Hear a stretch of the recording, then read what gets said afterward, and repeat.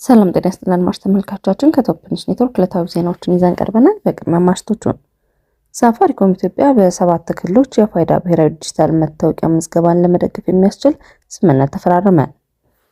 በሳውዲ አረቢያ ከ1900 በላይ ኢትዮጵያውያን በንጉሳዊ ምህረት ተለቀቁ። በዋናው ሀገራዊ ምክክር ዋዜማ ኮሚሽነሯ በፈቃዳቸው ከኃላፊነት ተነሱ። መንግስት በትግራይ ክልል እየተፈጸመ ያለውን የሰብአዊ መብት ጥሰት በአስቸኳይ በማስቆም ህገ መንግስታዊ ግዴታውን እንዲወጣ ኢሰመጉ አሳሰበ። የአውሮፓ ፓርላማ የሱዳን ፈጥኖ ደራሽ ኃይል በአሸባሪ ድርጅትነት እንዲፈረጅ ለአውሮፓ ህብረት ጥሪ ያቀረበ። ሳፋሪኮም ኢትዮጵያ ለፋይዳ ብሔራዊ ዲጂታል መታወቂያ ምዝገባ ፕሮጀክት ትግበራን ለመደገፍ ከኢትዮጵያ ብሔራዊ መታወቂያ ፕሮግራምና ከአፍሪኮም ቴክኖሎጂ ኩባንያ ጋር በስምምነት መፈራረሙን አስታውቋል።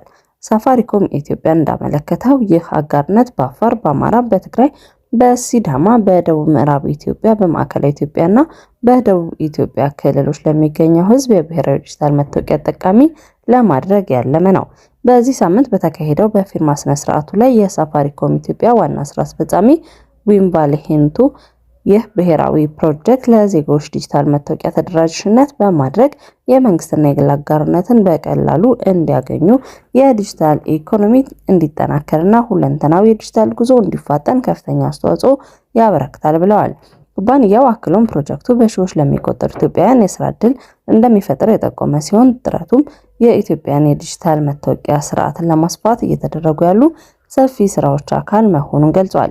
የብሔራዊ መታወቂያ ፕሮግራም ዋና ዳይሬክተር ዮዳሄ ዘሚካኤል በበኩላቸው የፋይዳ ብሔራዊ ዲጂታል መታወቂያ ተደራሽነት የዲጂታል ኢትዮጵያ አጀንዳ ዋነኛ አካል መሆኑን ጠቅሰው እቅዱ የፋይናንስ አካታችነት ለማሳደግ፣ የአገልግሎት አሰጣጥን ለማሻሻል፣ መልካም አስተዳደርን ለማጠናከርና ለአጠቃላይ የኢኮኖሚ እድገት አዳዲስ እድሎችን ለመፍጠር ያለመ መሆኑን አስገንዝበዋል። በሳውዲ አረቢያ በአስቸጋሪ ሁኔታ ውስጥ የነበሩ 1971 ኢትዮጵያውያን በሳውዲ መንግስት ንጉሳውያን ምህረት ከእስርና ከህጋዊ እገዳ መለቃቸውን የውጭ ጉዳይ ሚኒስቴር አስታወቀ። ሚኒስቴሩ ዜጎቹን በተከታታይ በረራዎች ወደ ሀገራቸው የመመለስ ስራ መጀመሩን ገልጿል። ሚኒስቴሩ ባወጣው መግለጫ በህግ ሂደትና በፍርድ ውሳኔ ላይ የሚገኙ ዜጎችን በተመለከተ ከሳውዲ ባለስልጣናት የተጠናከረ የዲፕሎማሲና የቆንጽላ ስራ እየተሰራ መሆኑን ጠቁመዋል። የኢትዮጵያ መንግስት በሪያድን ኤምባሲና በጅዳ ቆንጽላ ጀነራል አማካኝነት ለዜጎቹ ሰብአዊ ምህረት እንዲደረግላቸው የቆንጽላ ድጋፍ እንዲያገኙና ዘላቂ መፍትሄ እንዲበጅላቸው ቀጣይነት ያለው ውይይት እየተደረገ መሆኑን መግለጫ ያሳያል። ለዚህም የዲፕሎማሲ ጥረት እስካሁን 1971 ዜጎች የንጉሳውያን ምህረት ተጠቃሚ ሆነዋል። የውጭ ጉዳይ ሚኒስቴር በስደት የሚኖሩ ኢትዮጵያውያን መብትና ደህንነትን ለማስጠበቅ የዲፕሎማሲ አማራጮችን አሟጦ እንደሚጠቀም ገልጾ ቀሪ ጉዳዮች ከሳውዲ መንግስት ጋር በጋራ ለመፍታት በትብብር እየሰራ መሆኑን አመላክቷል። የሀገራዊ ምክክር ኮሚሽን አባል ኮሚሽነር መካከል አንዷ ኃላፊነታቸውን በገንዛ ፈቃዳቸው መልቀቃቸው ተሰምተዋል። ኃላፊነታቸውን በገንዛ ፈቃዳቸው የለቀቁት አባል ኮሚሽነር ኮሚሽኑ ከተሾመለት 11 ኮሚሽነሮች መካከል አንዷ የሆኑት ብሌን ገብረመድህን ናቸው። ብሌን ኃላፊነታቸውን የለቀቁት በግል ጉዳይ ምክንያት በሚል ባቀረቡት የስራ መልቀቂያ ጥያቄ መሰረት መሆኑን የገለጹት ምንጮች በኮሚሽኑ የተሰጣቸው ኃላፊነት ምክንያት ረጅም ጊዜ ወስዶብኛል ያሉት የዶክትሬት ዲግሪ ትምህርት ለማጠናቀቅ ጊዜ እንደሚያስፈልጋቸው መጥቀሳቸውን ጠቁመዋል። ኮሚሽኑ የሀገራዊ ምክክር ጉባኤ የሚጀመርበት ቀንና አጀንዳዎችን በሀገር ውስጥ መገናኛ ብዙሃን በቀጥታ ስርጭት ይፋ ባደረገባቸው መርሃ ግብሮች ላይ ብሌን ያልተገኙ ሲሆን ሌሎች ኮሚሽነሮች ግን በእነዚሁ መርሃ ግብሮች ላይ ታይተዋል። ከአራቱ በላይ ከ11 ኮሚሽነሮች መካከል አንዷ በመሆን ያገለገሉት ብሌን ኮሚሽኑ የሀገራዊ ምክክር ጉባኤው መቃረብ ተከትሎ ከተለያዩ ባለድርሻ አካላት ጋር ባካሄዳቸው ውይይቶችና ሌሎች ቅድመ ዝግጅቶች ላይም አልተሳተፉም። ብሌን ከኃላፊነታቸው የለቀቁበት ምክንያት የራሳቸው አንደበት ለመስማት የተደረገው ጥረት አልተሳካም። ከአንድ ዓመት ገደማ በፊት ኮሚሽነር ዶክተር ተገኘ ወርቅ ጌጡ በፍቃዳቸው ከኃላፊነት መልቀቃቸው መዘገቡ ይታወሳል። ተገኘ ወርቅ ኃላፊነታቸውን የለቀቁ የምክክር ኮሚሽኑ በመቋቋሚያ አዋጁ የተሰጠውን የ3 ዓመታት ጊዜ አጠናቆ የስራ ጊዜው ለተጨማሪ 1 ዓመት በተራዘመበት ጊዜ ነበር። ተገኘ ወርቅ በወቅቱ ራሳቸውን ከኃላፊነት ያገለሉ ለኮሚሽኑ ቀደም ሲል በተሰጠው የስራ ጊዜ ማግለላቸው በቂ መሆኑን በመግለጽ ነበረ። ሌላኛው አባል ኮሚሽነር ዘገየ አሰፋም ደግሞ ከ2 ወራት በፊት ከዚህ ዓለም በሞት መለየታቸው ይታወሳል። መንግስት በትግራይ ክልል በግዳጅ ለስደት እየተደረገ ያለውን የግዳጅ ውትድርናና ምልመላ የመሰረታዊ ዜጎችና የህፃናት መብት እንዲሁም ከፍተኛ የሰብአዊ መብት ጥሰቶችን በማስቆም ህገ መንግስታዊ ግዴታው ሊወጣ ይገባል ሲል የኢትዮጵያ ሰብአዊ መብቶች ጉባኤ አሳሰበ። ኢሰመጉ በትግራይ ክልል ስልጣንን በኃይል ተቆጣጠር ያለው ያለው ኃይል በሰፊው ቢኮንንም መንግስት ደግሞ የዜጎቹን መብት ማስከበርና መጠበቅ እንዳለበት ጠቁሟል።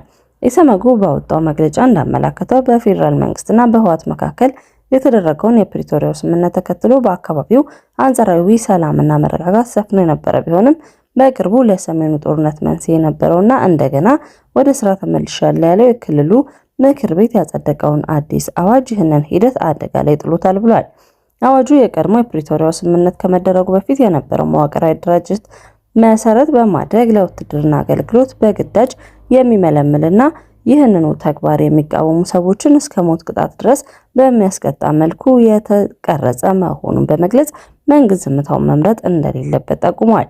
ይህ አዋጅ ተከትሎ በክልሉ በተለያዩ አካባቢዎች ወጣቶችና የአካባቢው ነዋሪዎች በግዳጅ ወደ ውትድርና ማሰልጠኛዎች እንዲገቡ እየተደረገ መሆኑና የገለጸ ሲሆን ከዚህም መካከል እድሜያቸው ከ18 ዓመት በታች የሆኑ ህፃናት ሳይቀሩ ለግዳጅ ውትድርና እየተመለመሉ መሆኑን ከተሰበሰቡ መረጃዎች ለማረጋገጥ ችያለሁ ሲል አስታውቋል።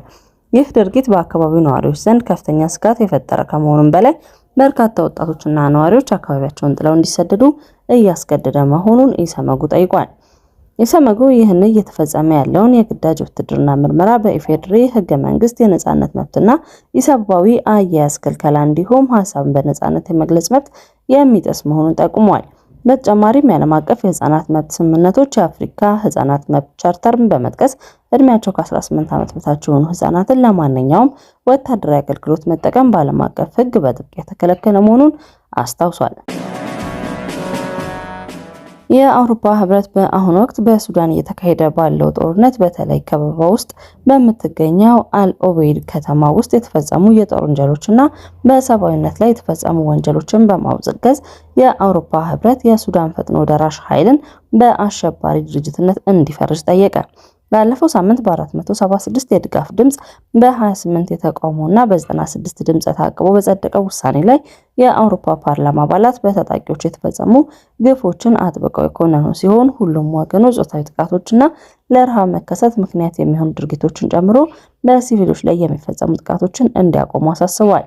ፓርላማው የአውሮፓ ህብረት በሲቪሎች ላይ ለሚሰነዘሩ ጥቃቶች ኃላፊነት ባለባቸው ግለሰቦች ላይ እንዲሁም የተባበሩት መንግስታት ድርጅት በሱዳን ላይ የጣለውን የጦር መሳሪያ ማዕቀብ ጥሷል በሚል የተከሰሰውን የግሎባል ሴኩሪቲ ሰርቪስ ግሩፕን ጨምሮ ግጭቱን ለማሳለጥ በተጠረጠሩ የውጭ አካላት ላይ ማዕቀብ እንዲጥል ጠይቋል።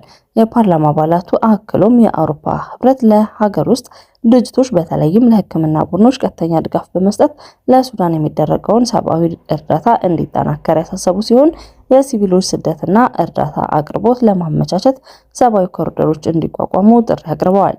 አድማጭ ተመልካቾቻችን ከቶፕ ኔትወርክ ለዕለቱ ያዝናቸው ዜናዎች እነዚህ ነበሩ። መልካም ቆይታ።